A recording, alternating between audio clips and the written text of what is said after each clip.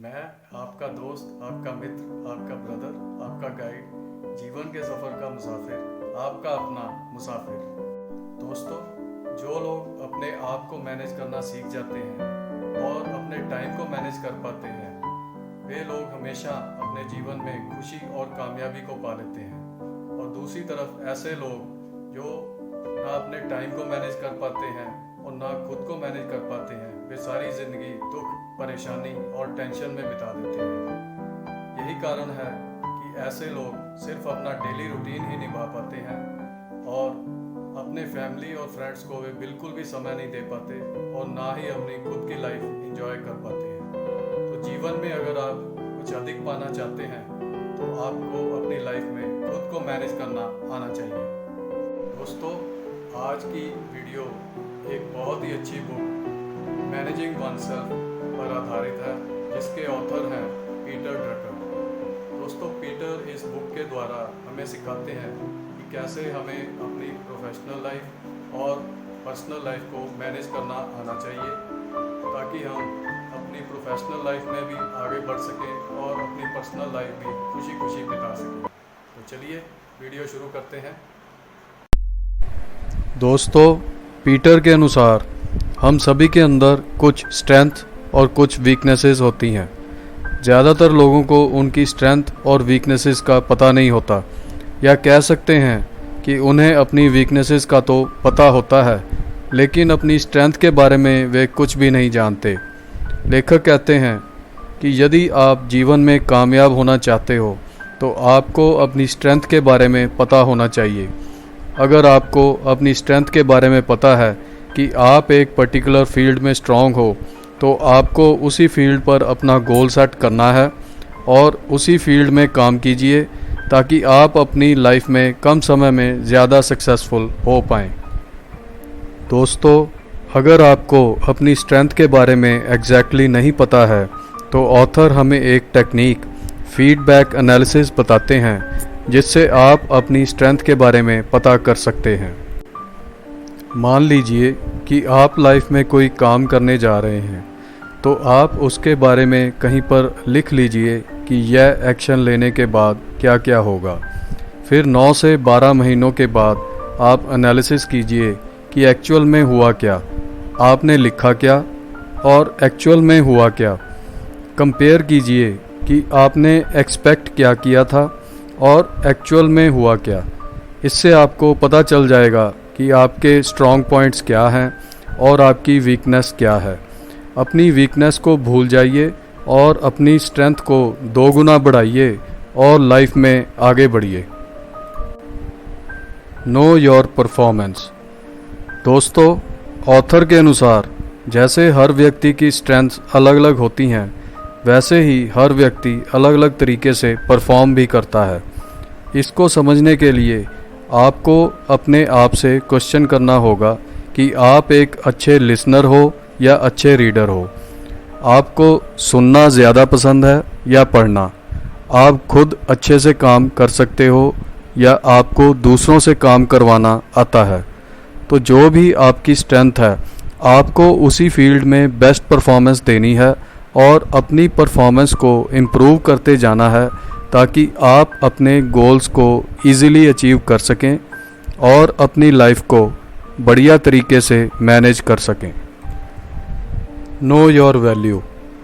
दोस्तों, क्या आपको अपनी वैल्यू पता है?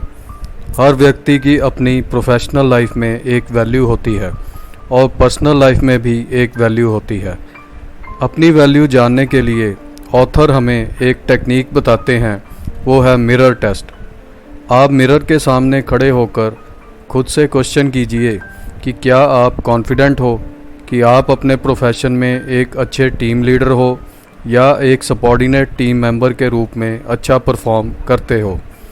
और अपनी पर्सनल लाइफ में क्या आप खुद को एक अच्छा पति या अच्छे पिता के रूप में देखते हो?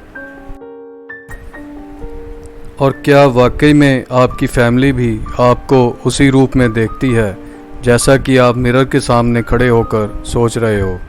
दरअसल एक्चुअल में ऐसा नहीं होता है और आपके खुद के एनालिसिस में और सच्चाई में काफ़ी अंतर होता है। इसलिए आपको इस वैल्यू के अंतर को पहचानना होगा और आपको कुछ नई स्किल्स और हैबिट्स को इम्प्रूव करना होगा, डेवलप करना होगा, ताकि आप अपनी वैल्यू को बढ़ा सकें और अपनी प्रोफेशनल लाइफ और अपनी पर्सनल लाइफ को बढ़िया तरीके से मैनेज कर सकें। Where do I belong? दोस्तों, जब आपको पता चल जाएगा कि आपकी स्ट्रेंथ क्या है, आप कैसे परफॉर्म करते हो, आपकी वैल्यू क्या है, तब आप खुद यह डिसाइड कर पाओगे कि आप किस एनवायरनमेंट को बिलोंग करते हो। बल्कि आप यह जान पाओगे कि आप किस एनवायरनमेंट को नहीं बिलोंग करते हो। अगर आपको लगता है कि आप बड़ी ऑर्गेनाइजेशन में परफॉर्म नहीं कर पाओगे, तो जब आपके पास बड़ी ऑर्गेनाइजेशन का ऑफ़र आए तो आपको उसे एक्सेप्ट नहीं करना चाहिए, क्योंकि आपको अपनी स्ट्रेंथ और परफॉर्मेंस के बारे में पता है। जब आपको मालूम है कि आप एक सबऑर्डिनेट टीम मेंबर के तौर पे बढ़िया परफॉर्म कर सकते हो, तो आपको टीम लीडर या टीम कमांडर बनने की ज़रूरत नहीं है, क्योंकि ऐसा करने पर आप फेल हो जाओगे, क्योंकि आपका माइंडसेट उस पोजीशन के लिए नहीं है। What is my contribution? दोस्तों, अब नॉलेज से एक्शन की तरफ चलते हैं। दोस्तों, सवाल ये नहीं है कि आप क्या कंट्रीब्यूट करना चाहते हैं, ना ही सवाल ये है कि आपको क्या कंट्रीब्यूट करने के लिए बोला गया है, बल्कि सवाल ये है कि आपको क्या कंट्रीब्यूट करना चाहिए। दोस्तों, जब भी आपको कोई असाइनमेंट या कोई काम दिया जाए, तो उसके करने से पहले आपने एनालाइज करना है कि इस काम को करने में आपका क्या कंट्रीब्यूशन होगा। इसके लिए आपको 3 क्वेश्चंस करने हैं कि इस असाइनमेंट को करने की रिक्वायरमेंट क्या है। दूसरा क्वेश्चन यह कि आप अपनी स्ट्रेंथ, परफॉर्मेंस और वैल्यू के आधार पर इस असाइनमेंट में एक्चुअली कैसे कंट्रीब्यूट कर सकते हो। और तीसरा सवाल यह कि इस असाइनमेंट को करने के बाद आप कैसा रिज़ल्ट अचीव करना चाहते हो। दोस्तों, कुछ बरस पहले यूएसए में एक बहुत ही बड़ा और रिप्यूटेड हॉस्पिटल था, जो कि प्रॉपर सर्विस न देने के कारण एक साधारण हॉस्पिटल बन के रह गया। और तब एक व्यक्ति को उसका नया एडमिनिस्ट्रेटर अपॉइंट किया गया। उस व्यक्ति ने हॉस्पिटल एडमिनिस्ट्रेटर अपॉइंट होने के बाद यह डिसाइड किया कि वह इस हॉस्पिटल की रेपुटेशन पुनः बहाल करेगा, और उसने नए रूल्स बनाए और इम्प्लीमेंट किए कि जब भी कोई पेशेंट हॉस्पिटल के इमरजेंसी रूम और ट्रॉमा सेंटर में एडमिट हो, तो एक क्वालिफाइड नर्स तुरंत 60 सेकंड के अंदर उस पेशेंट को अटेंड करे और तुरंत डॉक्टर को बुलाए।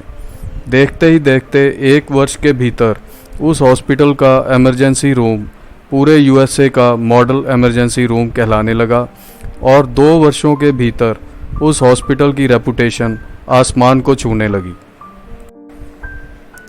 Take relationship responsibility.